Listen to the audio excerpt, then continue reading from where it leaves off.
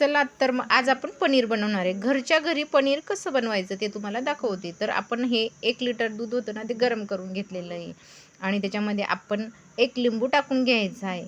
मस्त असा लिंबू पिळून ना, मी अर्धं दूध गरम करून घेतलं. नंतर त्याच्यामध्ये चांगला लिंबू पिळून घेतला आणि आता चांगलं एकजीव करून घेतलं आणि परत गॅसवर ठेवलं. गॅसवरती चांगलं त्याला उकळी आणायची. तर बघा आपण त्याला चांगलं उकळल्यानंतर आहे ना, पूर्ण दूध आपलं असं फुटलेलं आहे बघा.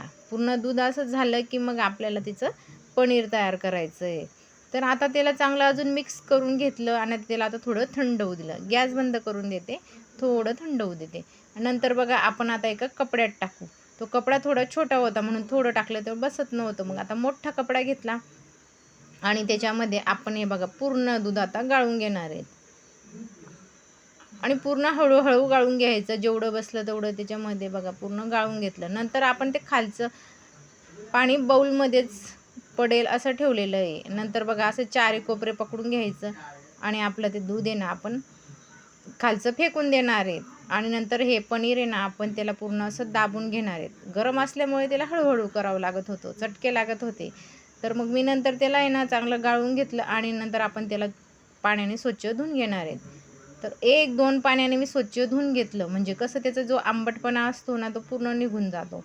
आपण त्याच्यामध्ये लिंबू टाकलेला होता ना त्यासाठी ना त्याला मस्त 2 पाण्याने स्वच्छ धुवून घ्यायचं आहे. अजून परत पाणी टाकून त्याला चांगलं चोळून घेतलं. नंतर आपल्या बाऊलमधल्या खालच्या पाण्याने ते चांगलं स्वच्छ धुतलं जातं. तर आंबटपणा त्याचा आहे ना पूर्ण असा काढून घ्यायचा आहे आपल्याला. बघा मी अजून परत त्याला बाऊलमध्ये तो कपडा असा भिजत होती म्हणजे जो आंबटपणा आहे ना सगळं निघून जाईल. नंतर मी त्याला हाताने दाबून घेतलं. हाताने दाबल्यानंतर आपलं सगळं जेवढं पाणी होतं ना तेवढं निघून जातं. बघा दूध किती कमी निघालं आणि बघा अजून दुधासारखंच निघत होतं. छोटासा गोळा तयार होतो आपलं. म्हणून आपलं पनीर आहे ना असं महाग मिळतं. बाहेरचं पनीर खायचं म्हटलं ना खूप भेसळ असते त्याच्यामध्ये. त्याकरता ना बाहेरचं पनीर काही खाऊ वाटत नाही. म्हटलं मग चला घरच्या घरी करून घेऊ.